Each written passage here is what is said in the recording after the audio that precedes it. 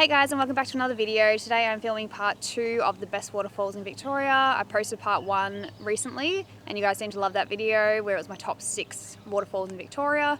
Ran through what to expect, showed you guys what they look like and why they're so good. And yeah, you guys seem to love it and wanted another one. So here are another of my top 6. So basically waterfalls 6 to 12, if that makes sense. So I'm going to run through these and show you now, and yeah, I hope you guys like it. So starting off at number 6 is Woolshed Falls. Now this one is over 3 hours from Melbourne, so it is quite a drive, but it's just out of the small little town of Beechworth. And Beechworth is a great place to visit, so if you are going to go, I would recommend it even from Melbourne and just spend the day out Beechworth. There's plenty of things to do, and yeah, definitely go check out this waterfall. When you get there, it's less than 10 minutes from the car park. It's a very short walk. First you can head up to the little platform, the viewing platform, and which looks over the whole waterfall and kind of the water below it, and yeah, you just see it all cascading down. It's a great spot. And then you can actually walk back and walk down another track which takes you down to the waterfall, and here you can just walk along all the rocks where the water's flowing. You can sit and have a picnic. We did that when we were there. It was really nice, and I think in the summer it'd be nice to just kind of, if you had kids, you could bathe in it and stuff. But it's not really a swimming hole as such, but it'd be fun to like splash in if it's hot. The rocks can get quite slippery, so do be careful of that and try and wear proper footwear if you can. It does make for a great day out there, and there's lots of picnic tables, even like barbecue facilities and toilets. So it's a great spot to head with the family or whoever, and yeah, just enjoy a nice day there. So number 5 is Back Creek Falls, and this is located in Mount Samaria State Park. This one again is 3 hours from Melbourne, so quite the drive, but definitely spend some time in the park if you are coming up. There's plenty of things to do, but this waterfall was definitely one of my favourite things for the day. It's a great waterfall. It's quite tall, like you can walk down to the base. The track is pretty flat most of the way, but then when you get to the end bit and you want to walk down to the base, it is quite steep, so try and wear good footwear for that bit. Or just try and grab onto the trees and stuff as you head down. And then once you're at the base, yeah, you can get right up close to it and just like look up, and it's quite tall. It's very impressive. I was very surprised by this waterfall. But if you are going, also other things to check out in the park, Mount Samaria Summit, you can hike up there, and there's also some other waterfalls. So I feel like it's a very underrated little state park, but definitely impressed me a lot, and I think you should go there as well. Number 4 is Rollersons Falls, which is located in Mount Buffalo National Park, one of my favourite parks in Victoria. Unfortunately for Melburnians, this is 3 hours and 45 minutes from Melbourne, so it is quite a fair way. But once you get there, it's definitely worth it. The walk itself is 1.5 hours return.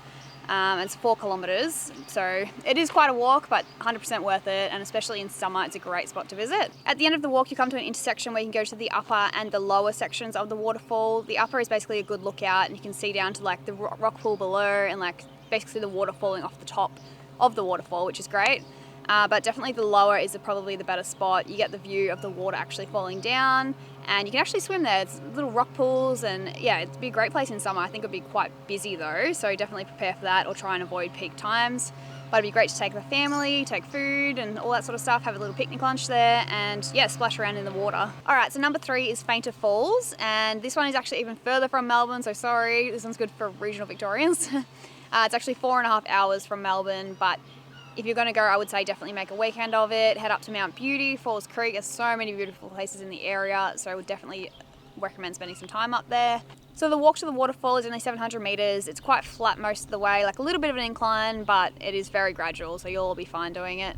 And then you'll come across your first viewing platform at the end, and you can see the waterfall from a distance. You are quite far away, but in saying that, you can see like pretty much the whole fall. But in my opinion, the second viewing platform is better. So if you continue on, you'll follow like a little bridge. It's a beautiful walk, as I said, and then continue up to the top of that and you'll get to the second viewing platform. At this one, you're much closer and you get a much better view. The trees kind of do cover the bottom of it, so you don't quite see the whole thing, but it's just an absolutely beautiful spot. Great for photos and that sort of thing. And yeah, this one really surprised me because I feel like it's also a lesser known waterfall in Victoria.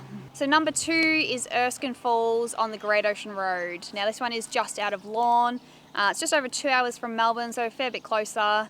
But this one is quite popular and more well known. So just a side note for this one, the road going down is very steep. There are signs saying don't take caravans and that sort of thing. Also the car park is very small, so I imagine in summer it would get quite busy. I was there in July, which is like off peak, like every other waterfall was literally dead. But this one, there was still quite a few cars, and it was like 6 o'clock on a Sunday night, and the car park was nearly full. So in summer, I imagine it'll be absolutely packed. I have heard people going there and not being able to get a park and literally not being able to go to the waterfall because of it. This waterfall also has 2 viewing platforms. The first one is only 80 metres from the car park, so very, very close, but the view is quite obstructed with trees and stuff in the way. Definitely not the best view, so if you're going, you need to make sure you allow time and go to the second viewing platform. So this one is 220 metres from the car park, but you do have to descend 230 steps to get down there, which is quite a lot. Going down is fine, but when you go to come back up, it does hurt. But just allow more time and just take it slow. There's like benches along the way so you can stop and take a break or have some water or whatever. But definitely head down to the bottom one because that is definitely the most impressive lookout. There's a pretty big viewing platform at the second lookout down the bottom at the base of the falls. So it does allow for a lot of people, but obviously if you want to get a clear photo with no one in it and stuff, it can be hard. But as I said, just try and avoid peak times and hopefully you won't have too many people there. But it is nice because you can kind of go off the platform as well and just kind of walk along like the Erskine River and just follow it along. It's just a beautiful area.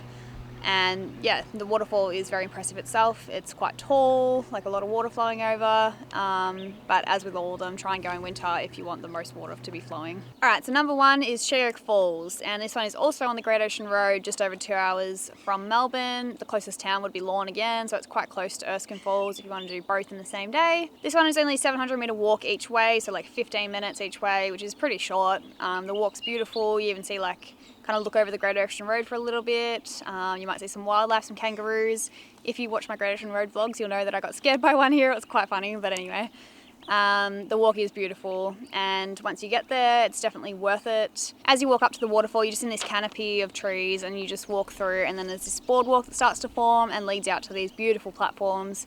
They're quite big, and there's also a seat there to sit down, and the water's just beautiful flowing over the rocks. It's almost like some little caves like underneath the sides of the rocks, and just, yeah, a very unique waterfall. There are also lots of tracks if you want to keep walking past this waterfall for something else to do.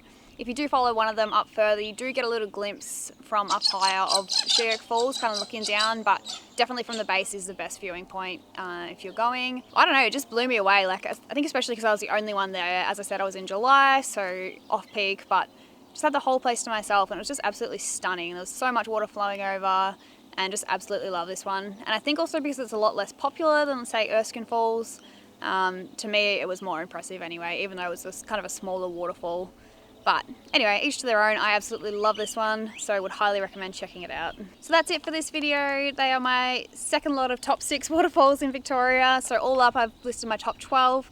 If you haven't seen the first video, go back and watch that one because they're the better ones in my opinion. But still, all of these ones that I've mentioned are great, and I would recommend going through all of them. If you haven't already, I'd love it if you could subscribe to my YouTube channel. It means a lot and just goes to show that the content that I'm putting out is valuable and you guys are liking it and want to see more of it. So it would mean a lot if you could do that. And thanks for watching, and I'll see you guys in the next video.